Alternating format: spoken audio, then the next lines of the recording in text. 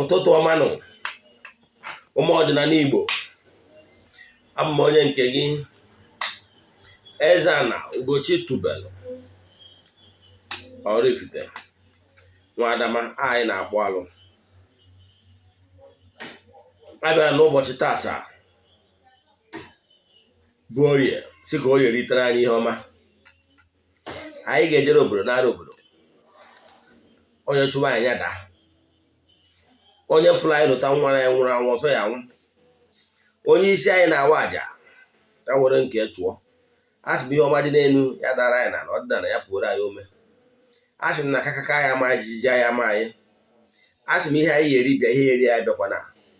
A sị m na anyị ga-azụ ka aja, anyị amana ka aja. A sị m onye sị na akwụ anyị ama acha mpama anyị abịa na nke ya. A sị m ọfọchụwa ndị ajọ mmadụ na tigbuo ndị ilo. A sị m emebere ugobelu nke si ibi ebe na ya gosi ebe ọ ya ebe. Ọ bụrụ na o gosiri ebe ọ ya ebe, a sị m okwukwa ya ihe m kwuru. A sị m na anyị ga-ihe ọma dị iche iche na-eme na be ndị ọzọ na eme na be anyị. Ise abụ m onye isi nchụaja Ugochi tubelu Odinana tempụl nke dị na Oraifite. Anyị na-agba afa miri emi. Abụ dibịa, bụrụkwa onye mgbasa ozi ọdịnala Igbo. My mission is to help people live better life. Agwara m ụmụ Igbo si ụnụ na every ụka ọbụla ka m ji eme counseling. Ekwuru m na counseling free, mana ịgba afa a na-akwụ ụgwọ maka na ihe anyị na-agba afa miri emi. Ọ bụrụ na ịbụ onye akpọrọ ọrụ mana ikpebigo n'obi gị niile na ị chọrọ ịrụ ya bụ ọrụ, mana ị nwere onye mgbasiri, mgbe aga m edozi gị onu nyere gị aka ịpụta ife. Maka na nke bụ eziokwu na ọnwụ na-agbara ọrụ ịjụ na ya arụ ya bụ ọrụ, a ga-apịwa gị azụ. Ikwere na ọ na-eme. Ka ọzọ m chọrọ ikwu maka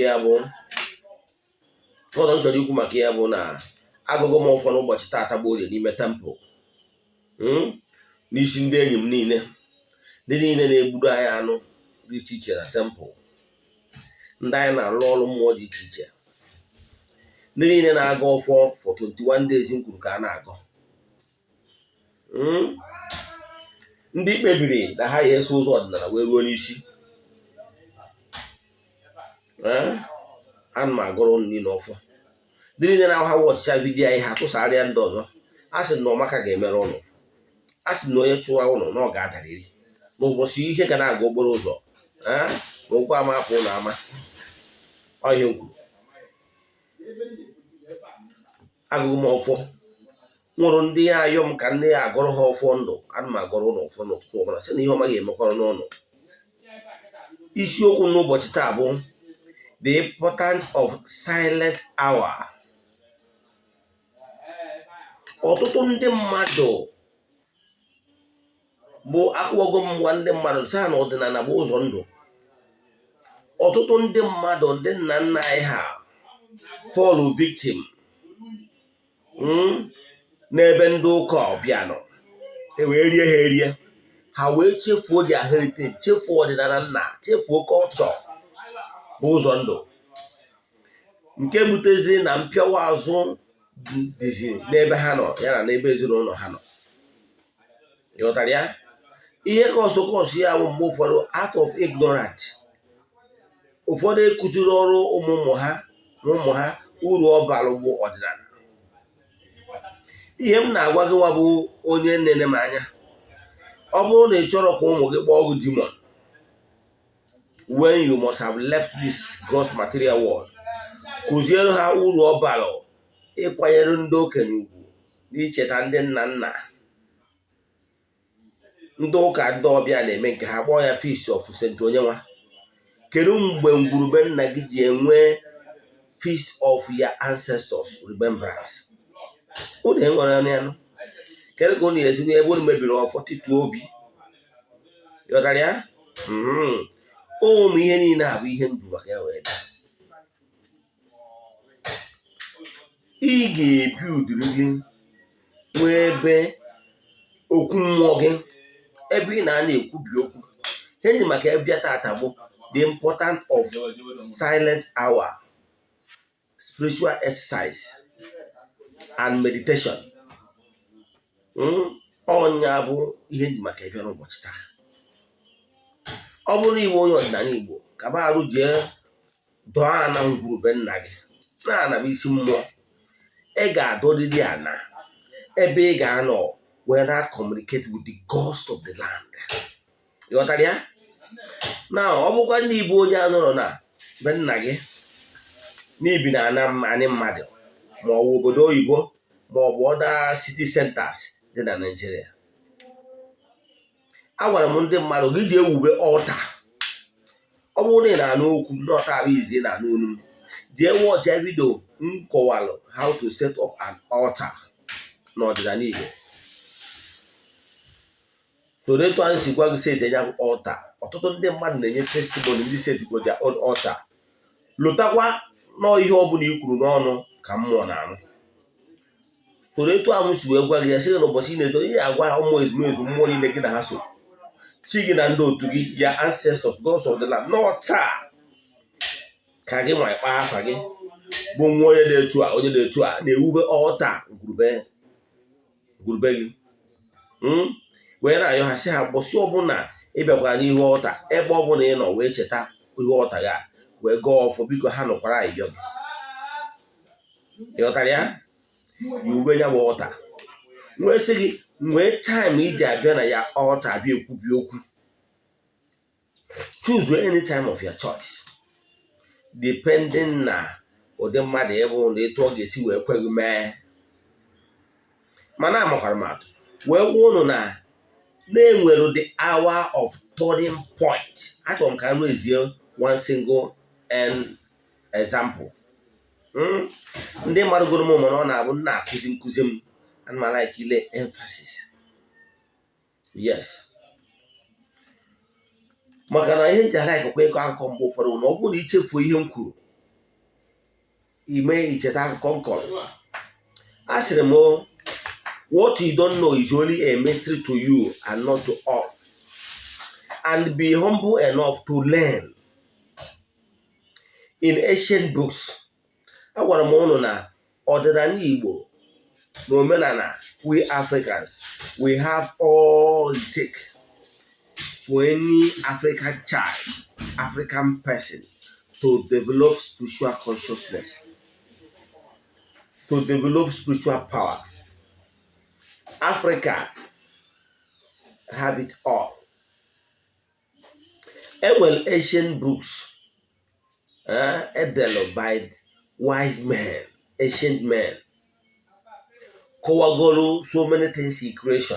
In fact, some of the stories in the Bible today were fictions. Some of them were allegorical stories.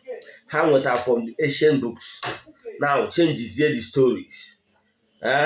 Where suit to what they really want to establish and gain from creating a New Testament. Like you go to ancient books, the story of the prodigal son. Yeah. Man, some of the things in our current Bible, we have brought forward from ancient books. When I brought a chore water, here chore water tabu uru obalo madi inwe quiet moment. Call it silent hour, call it meditation time, call it anything. Call it spiritual exercise. They all point at the same time. Can go on one thing, matter. And when the hour of grace, the turning point, okay, entities of power, si jagari ne memma. Obone study metaphysics. Ega amane nwelo oge mmụọ dị iche iche jagari ne memma. And when the spirits that works from the light region. Ndo bolo ha eda agari ne memma. And whether the spirits from the light region or organisogi mobu the negative energy from the dark region organisogi depend no tempore na ako. Your evolution, your longing, all your evolution and mindset, are they going towards positive things. If they are going towards positive things, you naturally will attract positive things from the light region. Don't fill your mind, your thought from negativity. If you always fill your mind and thought with negative things, you will always attract negative things from the dark region. Do you get? Now, here na chịkọwara gị na enwere the hour of turning point, oge mmụọ entities of powers from the most high ji agagharị na-eme mma. Ị ghọtara ya? O nwere oge ha ji agagharị na-eme mma. Example, every 3 o'clock bụ oge those entities of powers ji agagharị na-eme mma. Ị ghọtara ya? Akwara ụmụ ndị mmadụ, ọ bụrụ 3 a.m. in the morning is very small suitable time for petitioning, while in the evening time is more suitable for ịgba ụgwọ maọbụ ije ọgụ maọbụ ime ụfọdụ ọrụ siri ike. Ị ghọtara ya? Onye agbata ndị ụka ọbịa ji wee na-ekwu okwu gbasalụ time of call it divine mercy, call it whatever. But that time of 3 o'clock, whether morning or night, is time ụmụ mmụọ ji agagharị na-eme mma na-atọ ndị mmadụ na-agbụ. The entities of powers. Now, ịnọta akwụkwọ akụkọ akọrọ na akwụkwọ ndị ụka ọbịa ebe Jizọs ha pụtara wee fụ nwoke na-aya ahụ wee jụọ ya gịnị kpatara na onwe nwere ike nọ n'akụkụ mmiri Betsaida, kedu ihe kpatara na onwe bụrụ ọgbanyebụrụ na ya bụ mmiri ka nweta ọgwụgwọ. Ya bụ onye wee sị ya na anya ma maka na ọ bụ onye izizi ọbụla banyelu na mmiri ahụ mgbe ọ kwụrụ elekere nke 3 ga-enweta ọgwụgwọ.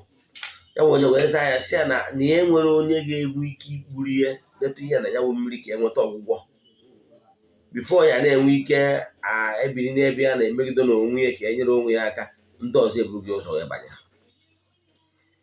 That's to show you na nature nwere particular time ụmụ mmụọ dị iche iche ji agbadata bịa mee mma n'elu ụwa. Ịghọtara ya? Lota nkụzi nkụziri yesterday gbasalụ how somebody will adapt to the laws of nature ka ihe wee dịrị ya mma. Ekwuru m na ndị mmadụ na-arụ ọrụ into challenges of life because they refuse or because of their ignorance to adapt to the natural laws of nature.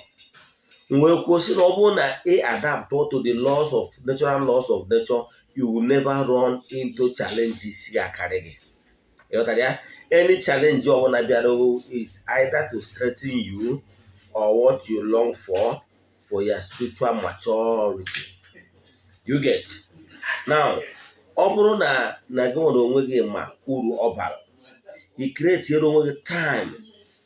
Like example, when I started developing spiritual power, I'm only on the before bido mebe dibia. Agwara m ndị mụ na ha so na mma alụ ọrụ dibia mana mma alụ ya in those of teacher. Na need massive spiritual power made we are weak as on the mmadụ ndụ. Na Ugochi tubelu na temple ga-abụ ebe nwere onwe na ebe ịzọ ndụ wee nye imirikite ndị mmadụ. Mgbe anwa I build room every 2:30 a.m. My phone dị na alarm. Oge a mmetata nteta n'oge anwa akwado m fichasị ihu m, sachapụ ihu m, were ụzọ ọjọọ kwado etu m si akwado jee n'ihu my temple, n'ihu my altar, chere ihu na east, wee bido ikwubi okwu na quiet and silent hour. Nkwụsị okwu gosi ọfọ kenesie entities of powers ndị m na-asọ ayọ ha sị na m abịaghịkwa ha kere ihe ha chọrọ ka m mee. Ha tụnye m alụ onwe nke m adị emeta ha gwa mụ na ha enwee mkparịta ụka. Gradually, I began to develop that spiritual power needed for somebody to have massive support. Because without massive support for the spiritual, you will never go far. Megide from 2:30, megide for 3:30 to 4. Move for the 4 o'clock because move for the Messiah I will start remembering friends and well wishers in the yolum can lutaha they go for. You got that? So every day. Why doing it? How when them na hassle. Always when time after 2, they will come and wake me up. If not, it's like no one may feel that somebody came to wake me up. Okay, go now.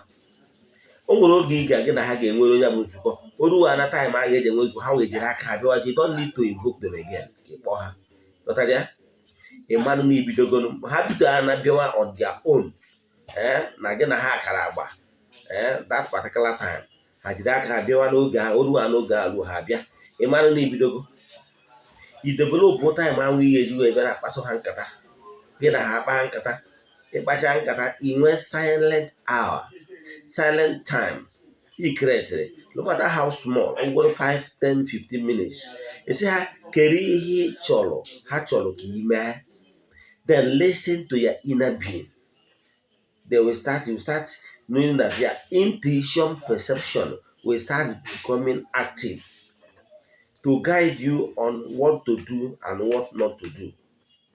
By so you will be developing your spiritual consciousness gradually.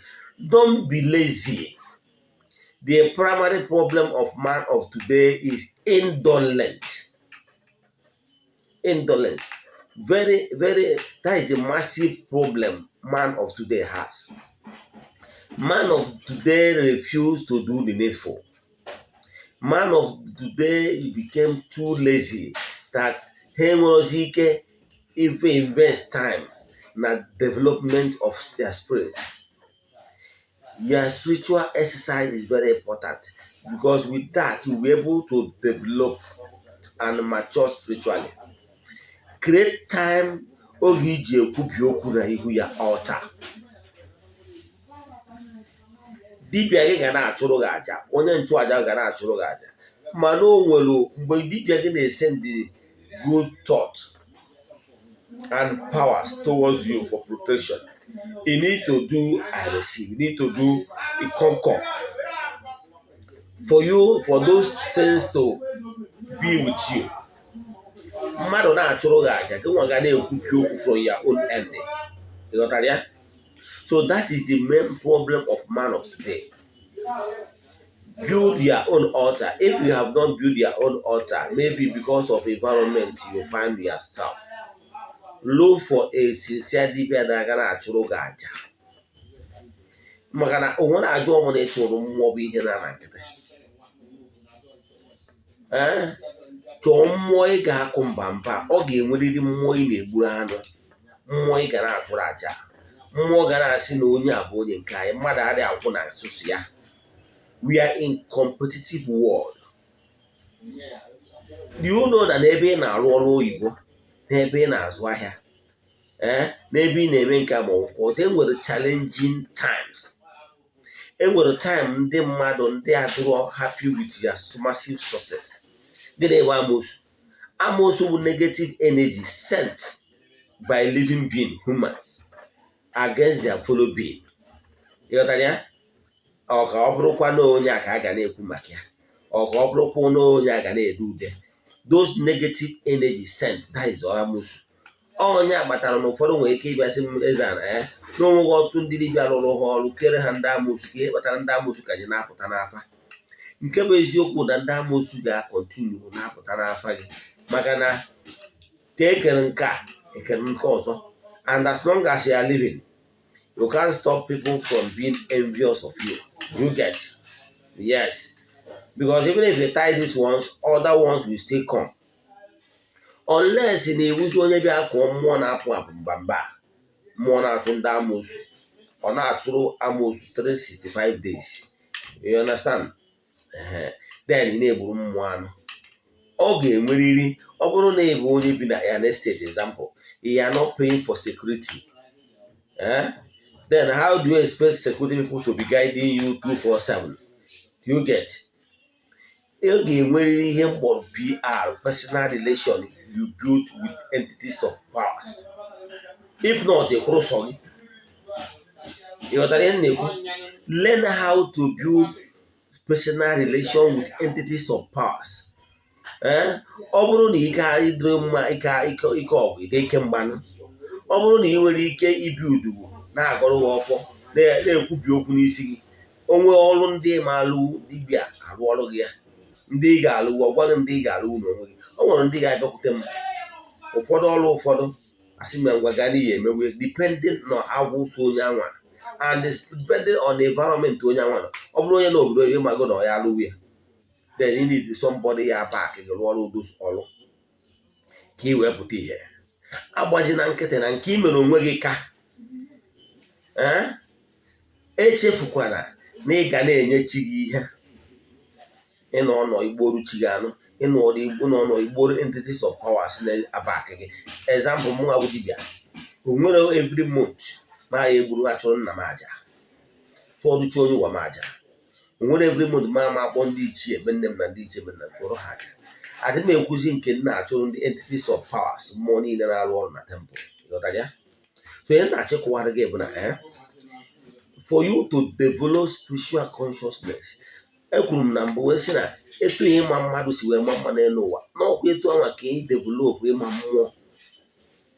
For you to bụrụ odogwu, ị ga-develop personal relation with the other entities of powers that are the ones that will be guiding you. Do you know that the only need develop quiet and silent time hours in our communicate with the entities of powers? If you are one kid, they can correct you. Yes, that your approach to your customers, to your clients, to your prospects is wrong. Give me a tour, give me a tour, give me a tour. You get Makana, it is here on the model. This was anani. So they can not check over.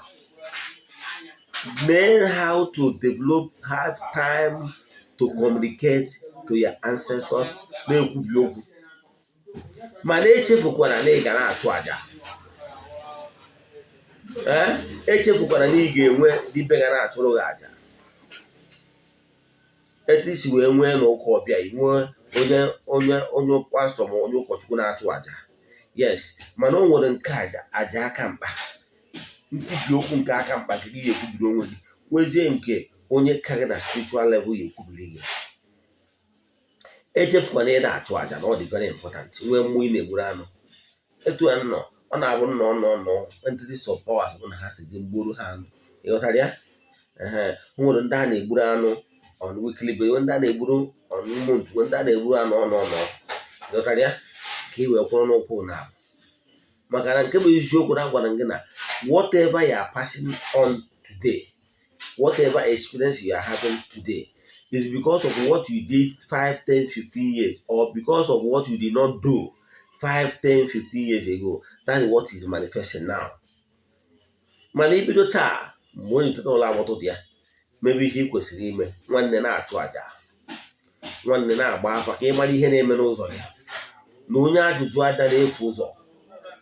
A sị na ofeke na-akpa na be dibịa, ọ dị anwụgbo, maka ihe na be dibịa ọ ga na-akpa ga na-ekuziri ụzọ ihe o kwesịrị ime. Abụ m onye nke Eze-Ana Ugochi tubelu. Onwe ajụjụ ị nwere ihe a nkụzi taa, send them message ma ọ bụ ihe nkụziri gboo ma ọ bụ ihe na-agbagwoju anya n'ọdịnala Igbo. Send them message 0805 7837 672. Eze-Ana Ugochi tubelu bụ afa m. Daalụ.